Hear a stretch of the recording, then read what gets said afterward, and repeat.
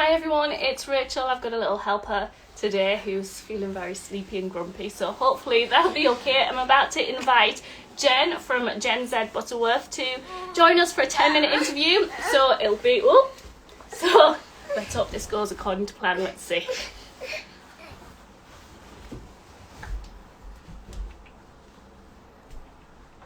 Okay, so I'll just invite her there. I got all my kids settled and it was all really calm, and then 5 minutes before I had a tantrum in toilet. Hi Jen.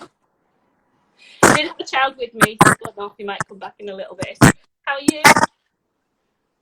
Oh, I can't hear you. Oh, I heard bits of you. Now? I can slightly hear you. I don't know if it's my end. Could everyone in the comments just let us know if they hear Jen or not?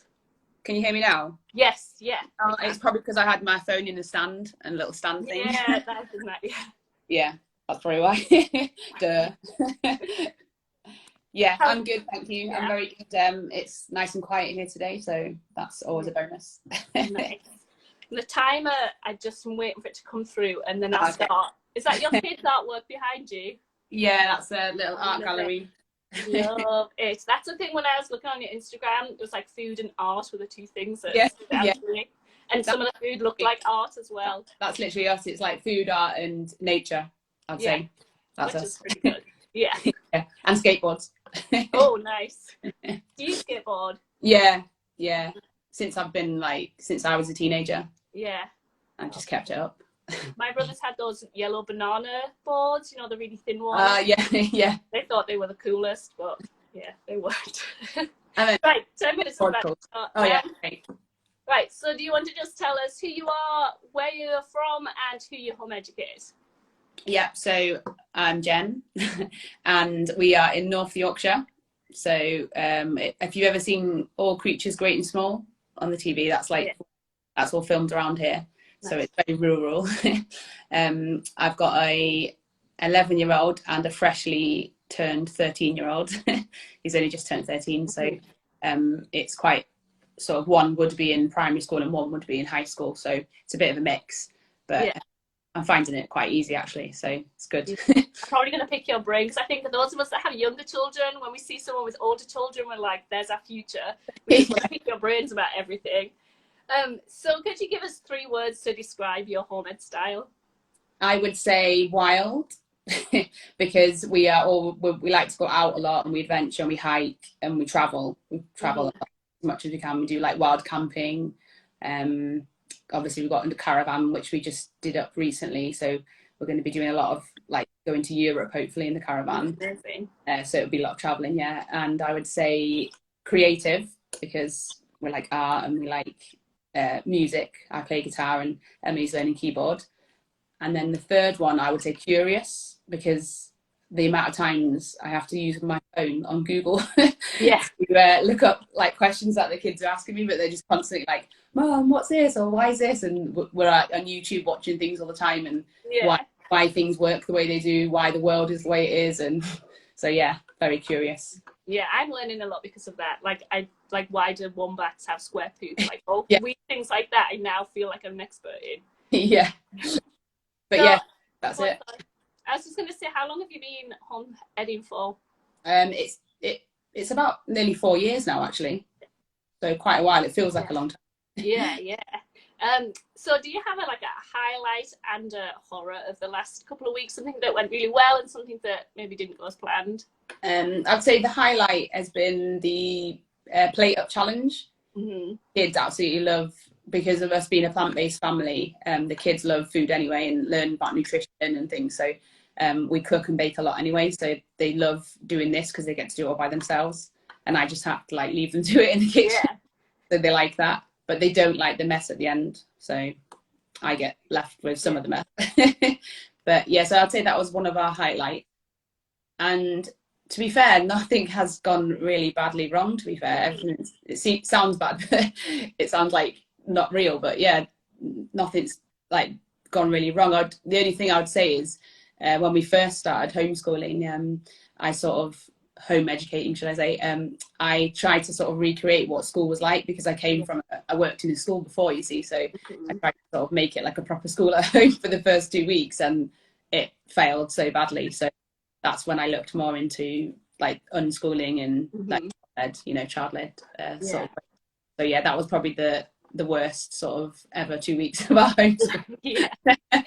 I was talking to someone else about this, because I think a lot of us have been either teachers or working in schools, and like my kids have never been in school, but I had to de-school myself quite a lot, and it's been, I don't know, a few years in, and I still, like, you're just so used to doing everything by the bell, like that's when you have your cup of tea, or like everything is dictated. And it's taken me a while. I still have like little wobbles of like, but if they're in school, they wouldn't be doing this. Do you feel like you are like fully deschooled, or do you still have to like intentionally unschool, if that makes sense? I feel like I'm definitely fully unschooled now. Yeah. I have still like teacher friends or teacher family, and when they talk about like their job and the school and things, I'm just like totally, I'm like, whoa. No, I don't even want to tell them what happens, like the way that we do things, is like child-led, but they're always quite impressed, so that's a good sign. The like home education, so that's good. But yeah, I'd say it was the kids that were more than me in a way, that I had to sort of de-school, because they went to school for quite a bit. So it was them sort of like saying, oh, is this okay, like what something get what, we don't have to work till 3 o'clock, or do it was them that were like a bit in shock at first, I think. I can imagine. Like, traveling, let's go.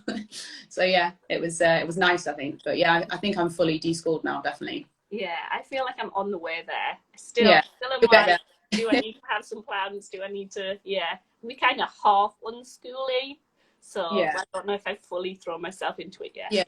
We're like that as well. I can't even give us a label, to be fair. I don't follow the curriculum, but like, we kind of we built our own sort of curriculum in a way. So good for us.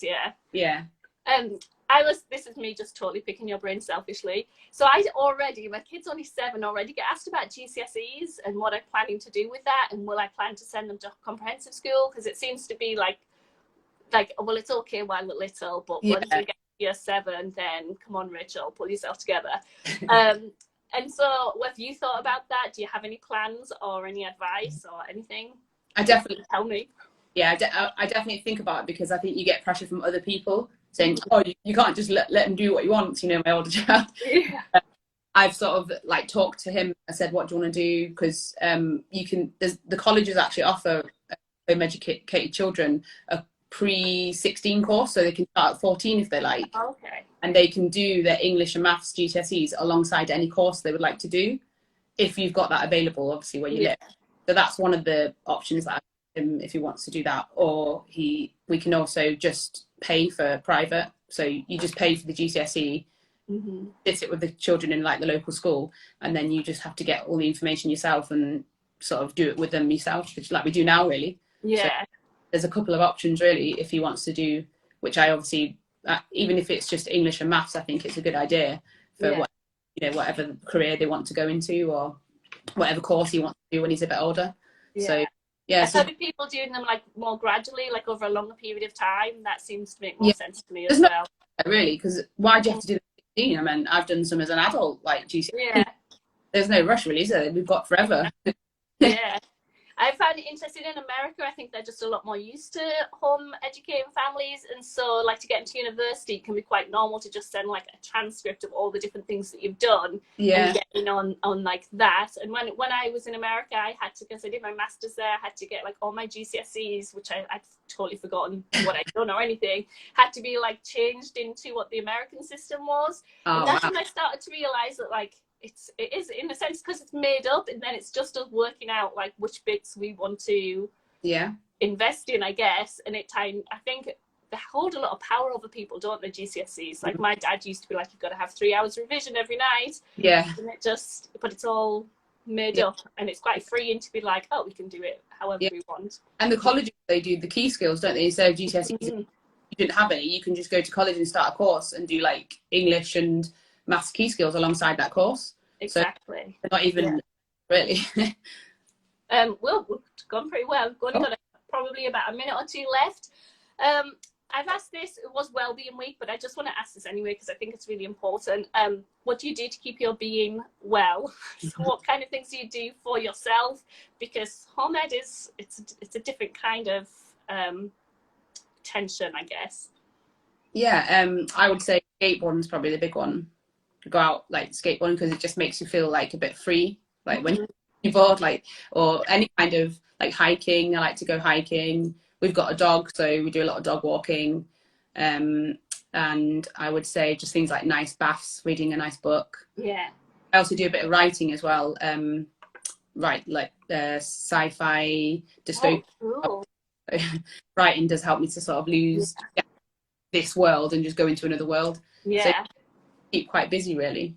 I just got back into reading more of that type of genre books because I used to love it, and then I just didn't read for years.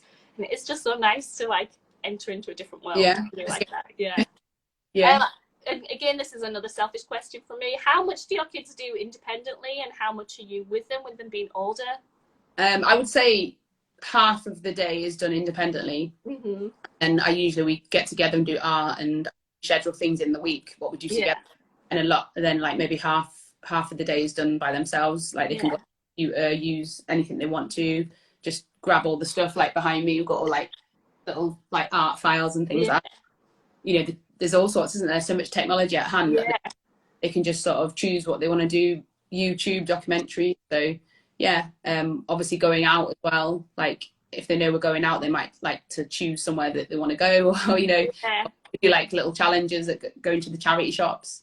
Like I'll say, right, you've got £2. Let's see who can buy the home education sort of like thing to go with home education, and they'll have to go out and try and find something. Nice. Yeah. To like go on with our sort of learning or whatever. But do little things like that. That gives me a lot of, all of these conversations have given me a lot of hope, the different ways that people are doing it, and also my kids, they desperately want to be next to me all the time. Oh. A bit tired. I mean, it is lovely, and I miss them when they go to bed, but I'm also like, nice, and just the idea of like, you know, when you mentioned about curiosity and like that's what I hope that they get, so that when they're older, they are hopefully independent, but also what's the word, like self-propelled into doing some of this learning and so on. I think it's really exciting. And they come back to you, Mum, I've been reading all about this, like about an octopus. I was like, what? You know, and you're like, oh, what? I love that. Yeah. So it's really exciting. Yeah, it gives a lot of hope, I think, to when we're doing it when they're little, because I keep saying, oh well, they're just little, you know, when people ask me, or they're like, how much of this do they do, and I'm like, well, they're still just little. So I need to get my head in the game a little bit more. Time is up. That went really quickly. Thank you so much for joining us. So you are at Jen Z Butterworth, is that right? Your Instagram? Yeah. And I'm sure that if anyone wants to head over there and ask you more questions, you'd be okay with that, I presume. Problems, yeah. Yeah, lovely. Thank you so much for joining us. Have a lovely day. Bye. Bye.